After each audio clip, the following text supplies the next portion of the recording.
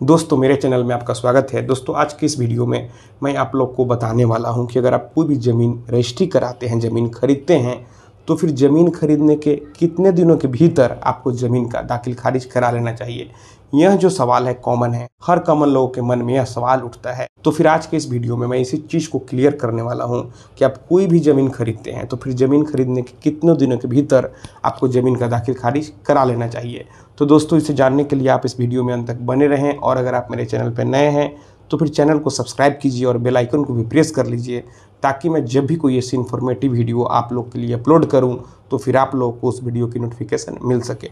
दोस्तों यहाँ पर लॉ के मुताबिक ज़मीन का दाखिल खारिज कब कराना चाहिए ऐसा कोई भी टाइम मेंशन नहीं है, लेकिन यहाँ पर मेरा आपका सजेशन है कि आपको 1 महीने से लेकर 3 महीनों के अंदर ज़मीन का दाखिल खारिज करा लेना चाहिए। आपको देरी नहीं करना चाहिए। कई लोग सोचते हैं कि ज़मीन का रजिस्ट्री तो हो गया तो फिर दाखिल खारिज कराने का क्या ज़रूरत है। आप ऐसा नहीं करें, नहीं तो फिर यहाँ पर आपका बड़ा नुकसान हो सकता है। अब नुकसान कैसे हो सकता है, यहाँ पर आप जिससे भी ज़मीन खरीदते हैं और अगर आप दाखिल खारिज नहीं कराते हैं तो फिर यहाँ पर कोई भी ऑनलाइन देखता है तो फिर उसी व्यक्ति का नाम होता है। सरकार का जो रजिस्टर 2 होता है, रजिस्टर 2 में उसी व्यक्ति का नाम दर्ज होगा, और अगर वह व्यक्ति बेईमान किस्म का होगा, फ्रॉड किस्म का होगा, तो फिर वह ज़मीन किसी और को बेच देगा। यहाँ पर जो उसे ज़मीन खरीदेगा वह तो ऑनलाइन चेक करेगा कि जो मुझे रजिस्ट्री करेगा उसका नाम तो दिख रहा है, यहाँ पर कहीं आपका नाम तो मेंशन नहीं मिलेगा, और फिर वह व्यक्ति अगर फ्रॉड किस्म का होगा तो वह फिर किसी और से ज़मीन बेच देगा।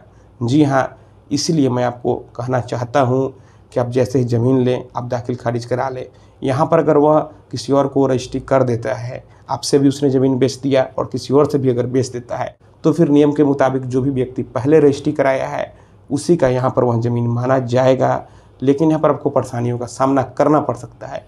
तो यहाँ पर आपकी एक छोटी सी लापरवाही आपके लिए भारी पड़ सकती है, तो आपको यहाँ पर दाखिल खारिज ज़रूर करा लेना चाहिए। अगर आप उस ज़मीन पर होम लोन लेते हैं तो फिर यहाँ पर बैंक आपसे मोटेशन का पेपर यानी दाखिल खारिज का पेपर मांगता है, आपसे लगान रसीद मांगता है, तो फिर यहाँ पर दोस्तों आपको दाखिल खारिज करा लेना चाहिए। अब तो दाखिल खारिज आसान हो गया है। अगर आपका सारा चीज़ ओके है, आप ऑनलाइन अप्लाई करते हैं, आपको कहीं जाने का ज़रूरत नहीं है, कोई भी सरकारी ऑफिस का चक्कर लगाने का ज़रूरत नहीं है। आप ऑनलाइन अप्लाई करें और यहाँ पर आपका मोटेशन हो जाता है। अगर कोई टेक्निकल इशू होता है तो फिर आप अपने राजस्व कर्मचारी से मिल सकते हैं, आप यहाँ पर सीओ से मिल सकते हैं, आप DCLR कोर्ट में जा सकते हैं। आपके पास कई सारे ऑप्शन हैं।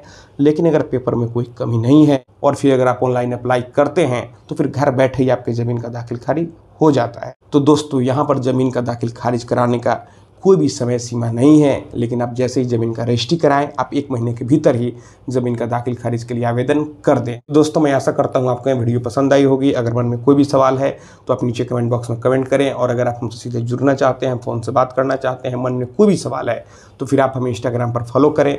मेरा इंस्टाग्राम पर यूजर नेम है Pritesh1584। आप वहाँ फॉलो करें, मैसेज करें, और अगर फ़ोन से बात करना है तो फिर इंस्टाग्राम पर ही मैसेज करके अपॉइंटमेंट बुक कर लें। तो दोस्तों आप इस वीडियो को अपने दोस्तों और रिश्तेदारों में भी जरूर शेयर करें। हम लोग मिलते हैं अगले वीडियो में एक नए टॉपिक के साथ। तब तक आप अपना और अपने परिवार का ख्याल रखें।